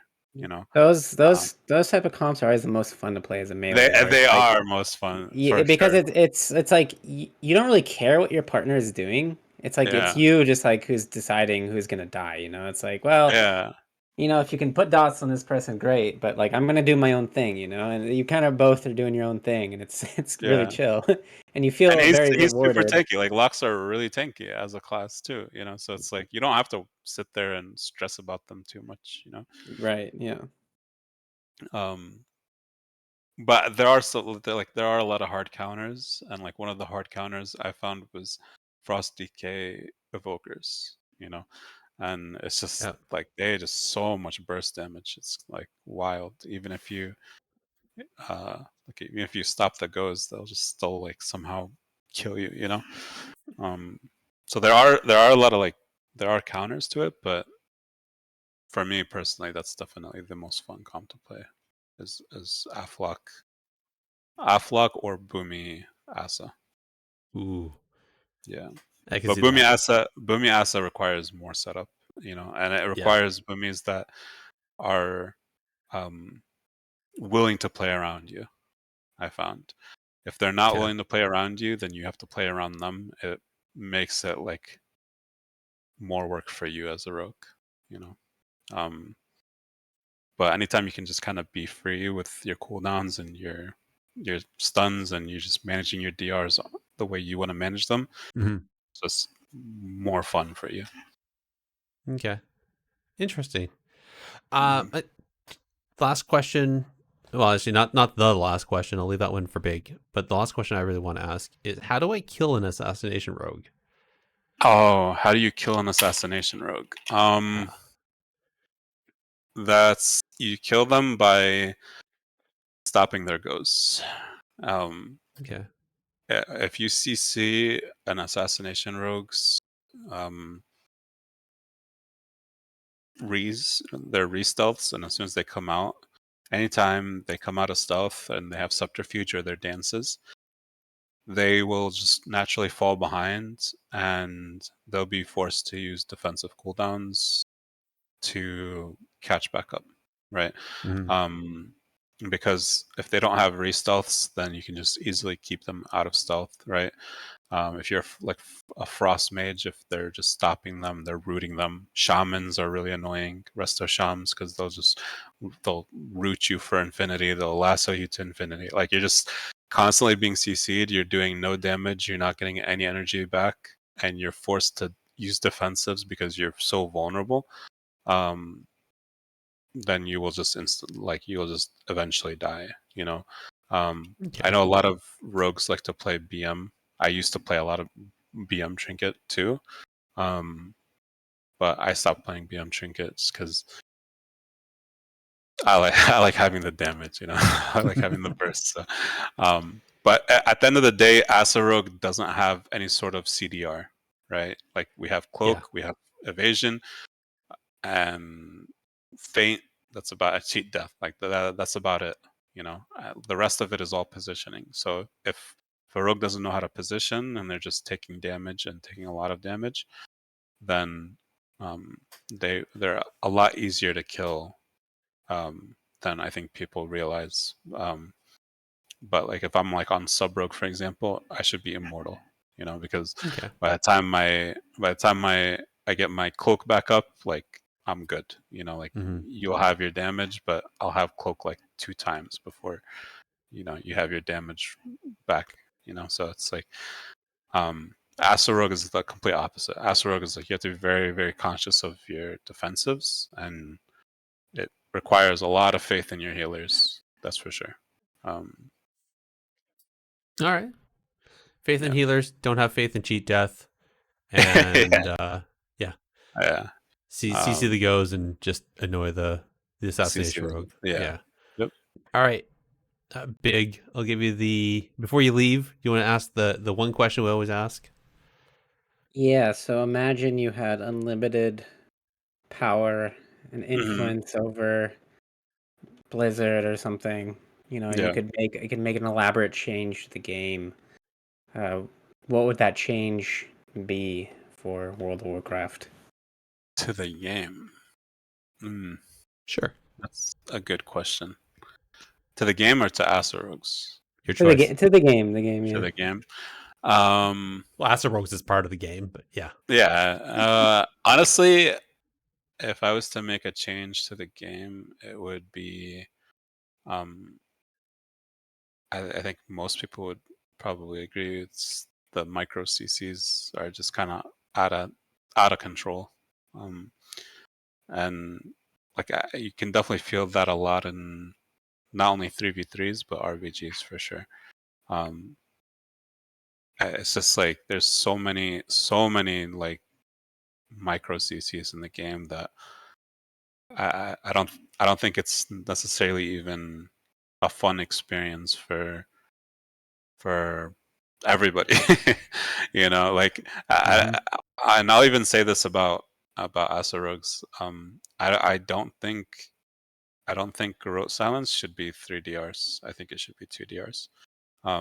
Because I think like even if it's like a little bit longer than 3 seconds or 4 seconds or whatever, to be able to continuously just interrupt things, like it's to the point where it's not beneficial for me to kick a caster, right? Because they're gonna fake kick and then they're gonna get precog and then we're all screwed, right? Yeah. So I'd rather just like triple Garrote silence them, gouge their big cast, kidney their big cast, cheap shot their big cast. Like I'd rather do all those things before kicking them, because I won't like it's less of a risk and I'm still interrupting their gameplay, And so for a caster, I'm sure that feels absolutely awful, In the same way that as a rogue, like it feels awful for me to get triple DR 2 second stun, by demo freaking pat into a chastise into, like quadruple rooted somehow, into clones, into triple clones, you know what I mean? Like so it's like I think a lot of those things isn't necessarily tactical, and it's not like benefiting in any sort of strategy to the game, so Well, I think it's benefiting a strategy, just not arena strategy. Yeah, I mean, it's like I just don't think it's like it's not like yeah, I guess it's not like tactical, I would say. Yeah. And it's not really even a fun experience to be on the end of, Yeah. And even doing it like isn't very fulfilling either, you know. So it's like before you could 8-second blind somebody for the game winner, you know. Now it's like okay, people are dying in these like 1 second, 2 second DRs, like random CCs. Sorry, like small little CCs, you know, like, or I'll send like a 2-second blind or a 1 second blind just to like make sure that the healer can't get the penance off, you know, like stuff like that, which is it's just spammy, you know. It's not like calculated. It feels like, you know, so it's like it just adds chaos to the game. So Yeah. Big? What would I change? Sure. I mean, all that theme. I you know, I of course I made that video a while back, and I think a lot of I even heard Hydra made a video about this today too. You know, not only micro CCs, but I think mobility creep is definitely the big one. It's something that, in Hydra's words, I think it's a good point. Like it's Pandora's box, where it's like we can't really go back now, but I wish we could go yeah. back on mobility. Um, I don't know. It's just it creates a bunch of design problems, you know, with everything else, and yeah, I think I'm hoping I get to play Kata, because Kata is, I think, one of the last expansions where there wasn't really that much mobility creep, and there wasn't really that much micro CC, and you kind of just sort of played WoW, and sort of the decisions you had to make were, I think retail it can be kind of exhausting to play, because you have to do a lot of quick reactive things constantly, and you have to deal with all this micro CC. You have to be the one micro CCing. You know, it's like Yeah. there's a lot of this responsibility sort of placed on the player in this way that sort of limits their decision making. Whereas in Kata and these old expansions, you kind of have a bit more freedom in how you can choose to play, which I think is really fun. Um, so I think definitely redesigning classes to have less mobility in PvP, however that would be accomplished, would be really cool. Yeah, I actually heard Kata was like it's closer to retail than it is classic, is the feel that people are getting, where it's not too much of like retail, but it's not too much like too slow paced, where it's like classic or like Wrath or TBC, where it's just like very, very slow paced gameplay, you know.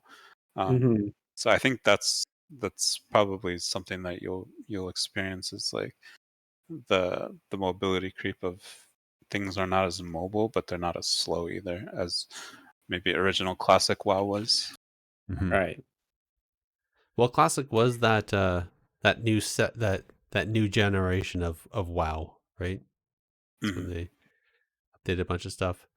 I think the one I'm going to throw out today is I wish that they would put how to play Battlegrounds in the journal, so then people can read up on them and know what the gameplay actually is. Are you talking about for BG Blitz? Well, that too. just in general. But yeah, You definitely know, BG Blitz. you know that game, Crazy Taxi? They should just No. like, it's you like pick people up in a taxi, and then you have to drive them to their destination as quickly as possible. It's like an arcade game. But Okay. anyway, in Crazy Taxi, once you pick people up, you get this giant green arrow on your screen where telling you where to go. Yep. And like I know like some of the WoW questing add-ons do that. They should do that for Someone should make a battleground add-on that just like points a giant green arrow on your screen of where to go. Like this is the objective that we all need to pay attention to. You know, because that might solve some problems. Hey, Gerissar, you should invest in an add-on developer to make this happen. I Yeah. think a lot of people would actually unironically like use this, you know, like point me in the And direction where I need to go. ironically, half of the random BGs will be like, "You can't tell me what to do. I'm not going to do that just because you told me to." It's Well, I it's mean, funny. There, go ahead. Go ahead, Caliph. I was gonna say it's gonna be, I think, interesting with solo RPGs too. Oh yeah. That's gonna be something. Well, there's going to be Uh, some raging.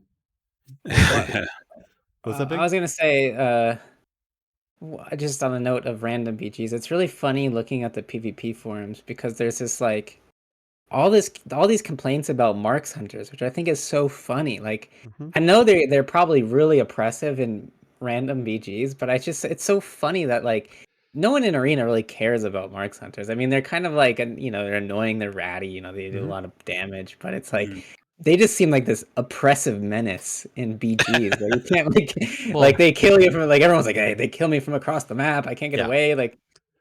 But that's so funny to me because I've never like thought about Marks Hunters like in this Yeah. way. I've never thought, Yeah, but I could no, see that. I could definitely Well, see that. BGs are so much bigger.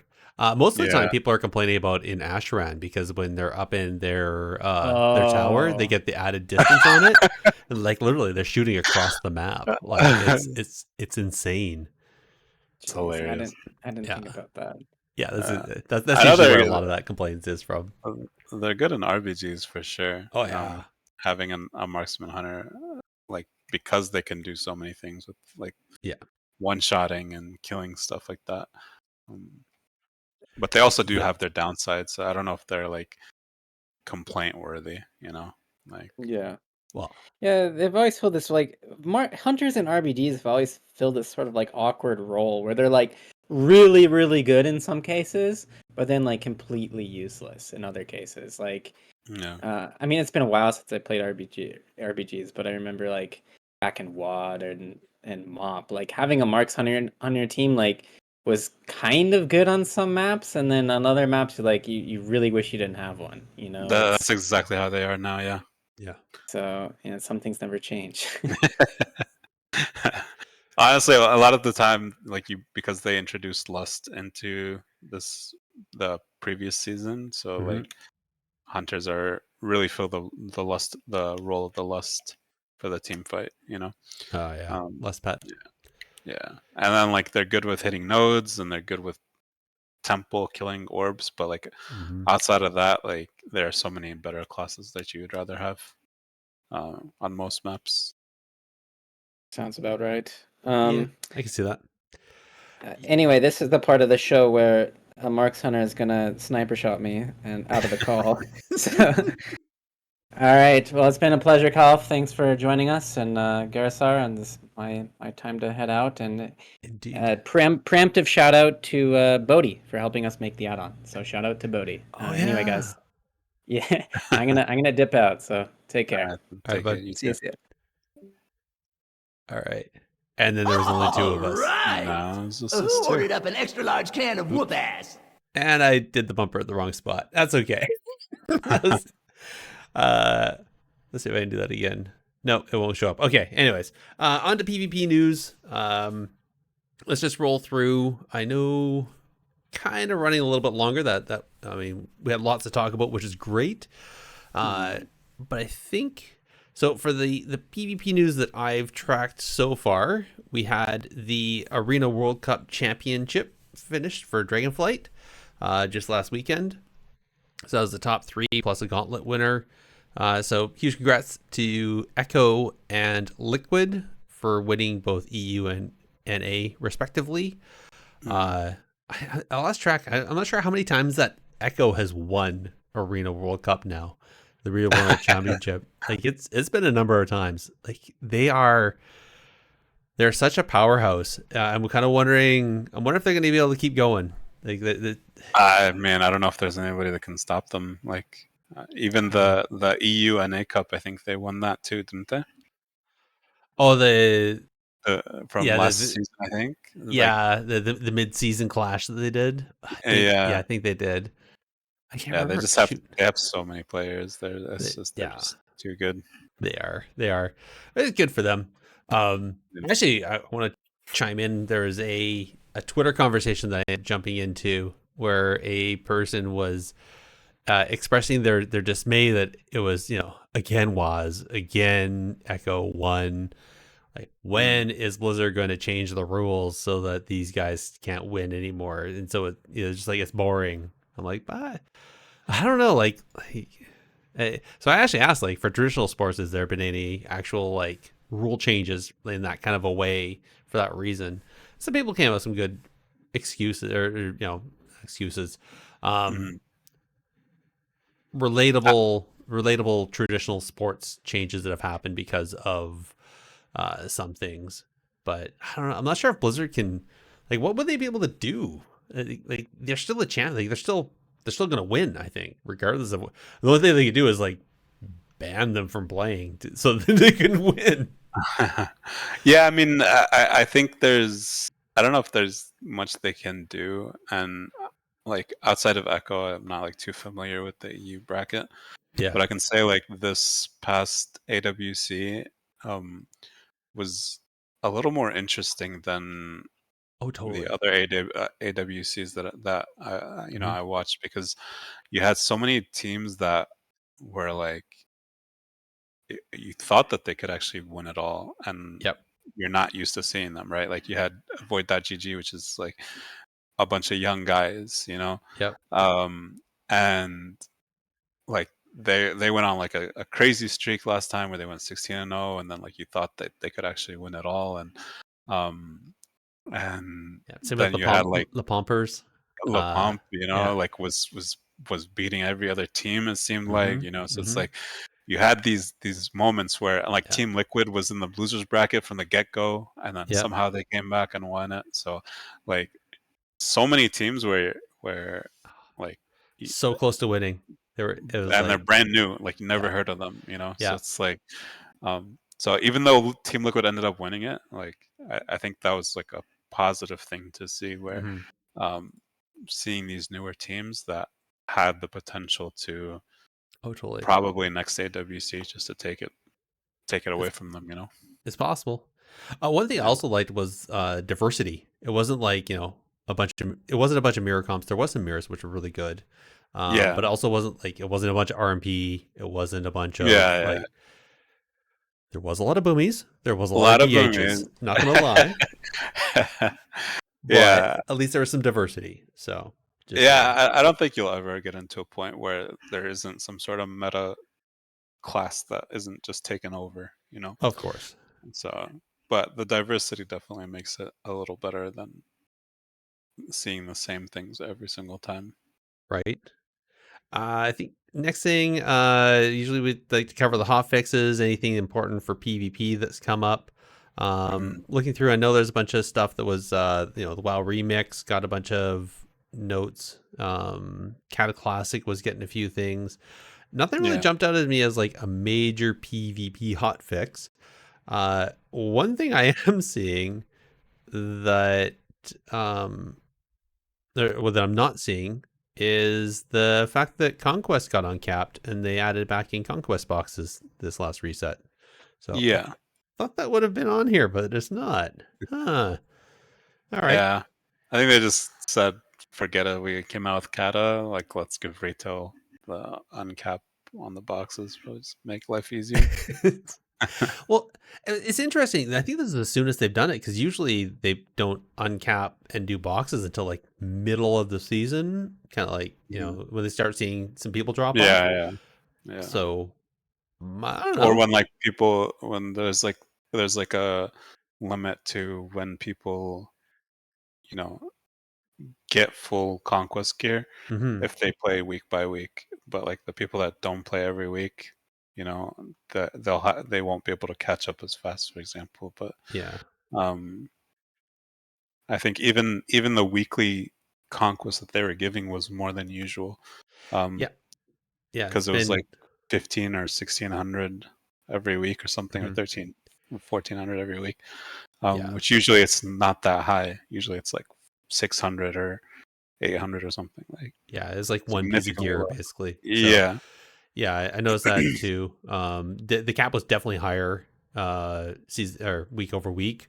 So maybe Mhm. that's just it. Is it now? It's like, the It's cap season the cap might 4. as well not even exist because a person could Yeah. just cap out and get everything Right. anyway. So meh, might as well. So Yeah. um anyway, I'm glad. Usually this is the nice part. A bunch of people can start switching over to their alts. Mhm. And that's always kind of fun. Yeah. Obviously, Cataclassic did launch just a couple days ago with global release on that, so that's awesome. I know a bunch of people have switched over and started playing that just because it's kind of the new shiny right now. So it'd be Yeah. interesting. I think what, a person already made like world first level 85 in like a crazy amount of hours. It's Yeah, a few of my friends actually did it, Oh and yeah. they did it the same day. Wow. It was crazy. Yeah, I Wow. think most I people were like 82, 83, but mhm. they're just chilling at 85. You know. That's crazy. Well, good on them for being able to do that. I honestly I can't sit that long. I'm too old. Yeah, I don't know if I have the attention span to be leveling. I've been playing around with the mop remix, and Oh yeah. it's fun, but it's also still like, it's like, okay, like what is my end goal here? Like, Yeah. Did you so do the did you do the frog spam? I have not done the frog spam. Okay. I It's don't know nerfed what that now. is. Oh Is that the thing where you get like a lot of coins? yeah. That's exactly what it is. Uh, Yeah. There's hyper respawns and whatnot. Some uh-huh. people got coins and now they're like overpowered to like yeah. Anyway. Yeah. That's not PvP related. We're not going to get there. Anyways, let's see what else. Bit of an oopsie though with Cataclassic. If anybody was playing, they might have wondered where the honor vendors were for PvP gear. Um, yeah, the devs missed them. They didn't put something happened. There was an oopsies. Anyways, they're looking into it, so don't worry. They will be added. Mm, I know the PvP season isn't even launched yet, so yeah. I mean, obviously it's nice to have honor gear before the season starts. I'm sure they'll get that fixed. But and then last but not least, and this is why actually Big had to leave early because he's still doing a bunch of work on this. But Skill Capped added a bunch of Cataclysm Classic stuff to their products. So head on over there if you are listening and are playing Cataclassic and they're like, oh, I can't remember how anything works over there. They did a whole bunch of videos, so over there. And I will remind you that we have an affiliate link that will give you a discount. So skillcapped.com/wow/pricing/plans #technically PvP, all one word. Little shameless plug for myself there. And then just something that came up courtesy of a couple different spots I saw this, but the War Within. There's a recent update to the alpha, and data mining shows now that the weapon enchant will be granted at 1950 CR. That's when you get the achievement for that. And also, apparently, they added like a mount and a pet and a toy, which looks to be coming from World PvP achievements. So this goes back to our interview with George Velov, and how he said they were going to start looking at redistributing some of the gear and when we get things through PvP. And so Yeah. obviously this is that. So I'm honestly excited. I don't know. How does this matter to you? How excited are you about having some things happen a little bit below 2K? I used to be of the mindset of like I don't I didn't really care too much. But after kind of like progressing and kind of getting better at the game, I think things should be a little less accessible. Or I think there should be things that are less accessible and things that are more accessible to people. Um, and I know there was a time, at least on Twitter, where people were like, "Oh, you should be able to get this old elite gladiator gear and stuff like that," Yeah. or these mounts and glad mounts and this and that. But it's like if there's not like uh, something to achieve, it doesn't give it the meaning, you know. Mm-hmm. Like there's a lot of the like the tabards there was like a tabard of billions, I think, that you can get from the prime loot, the prime drops, right? Yeah. And that was recently, and that's like some people like paid a lot of gold to get that, Yeah. and now everybody just has it, for example, and even though I was one of the people who didn't have it, I was happy that I got it, right?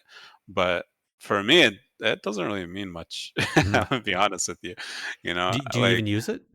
I don't think I've even used it because like it never meant anything to me Yeah. for me to want to build something around it, Mhm. versus some of the other mugs which I went and I farmed for.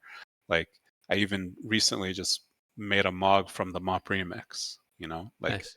at that one I felt more like better about than making a mog with the tablet of brilliance that I got for free, so it's like Yeah. I think the sense of achievement and the sense of grinding and like getting something that you really really want to get Hmm. is so important to. It's part of the game. Like Yeah. that's what makes a game, And when everybody has access to everything, I don't think that's good for the game or even good for the player themselves, to be honest. True. So True. Well, and I think that that goes to human psychology, right? Is the intrinsic value that we place on an object, even a digital one, is partially based on what we had to do to achieve to be able to afford that. 100%. Like 100%. My yeah. favorite mount to this day, like besides the Glad mounts that I got for the first time, Mhm.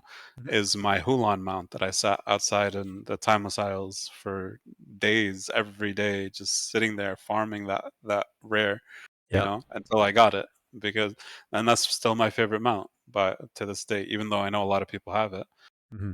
but because of how long it took me to get it, that's what makes it so important to me. No, I hear you. Yeah. I have a bunch of mounts on favorites, and that's one of them. Is Yeah. yeah. Yeah, I feel you on that. Okay. Yeah. Well, I mean, actually, I'm going to ask one other question, and this goes Mhm. back to um another conversation. If anybody pays attention to what I do on Twitter, you'll know exactly what I'm talking about. But what do you think about achievements after Glad up to rank 1? Like, because there's nothing after you make 2400 your Glad mount. Like Yeah. there's nothing to other than that drive to try to get to rank 1, hopefully, Right. possibly, maybe. Like there's no other breadcrumbs there. Do you think there should be some breadcrumbs? I think so. I think I think obviously any sort of sense of achievement is good. Um Okay. I think like having those achievements, right, would even make it healthier for the higher, more competitive games, right? Because Hmm. if people are like, if there's another step past Glad where people are going to the 2700s or 2800s or whatever the benchmark is to get something specifically for that season, then you'll have more people queuing up to push those ratings, and you'll have less what I call or what people call dodging, right? Like I'm sure in the arena scene, I haven't experienced it too much because I'm still kind of new to the arenas, but Hmm. in RBGs, there's a lot of dodging, right? Yes. And like people will wait for hours on end sometimes to avoid other teams and queuing Yeah. into other teams, and really the only benefit you get from playing is just getting the hero title at 2400, right? Yeah. But if there was a reason for people to play besides just getting that title, then more people would play, like even Yeah. I think even like pro arena players and like stuff that it would entice them to go for these achievements and go for these things, Hmm. um, and like RBG specifically, I think is one of those things where it's more accessible to common players. Oh, Like totally, it is. lesser skilled players can thrive just as much as pro players. Hmm. So um, I think there are ways where they can integrate like that, things like that, where it encourages people to queue higher games and to queue bigger games like that. Um, Yeah. because even in arenas like now, like I'll see a lot of the same teams over and over. So, Hmm. um, and once you have Glad, like why would you queue up until the end of the season? You know, Yeah. like there's no other real reason to do so. I think that's truly the argument there is that a lot of people, after 2400, they might play a few more games, but beyond that, like, again, until end of season, that activity definitely drops off. So Yeah. no different than people, like, I think that's a great thing they dropped it to 1950 for this, because after 1800, a lot of players would just stop playing because 2100 was too far. Yeah. Right. So Yeah. all right. I think that's the show.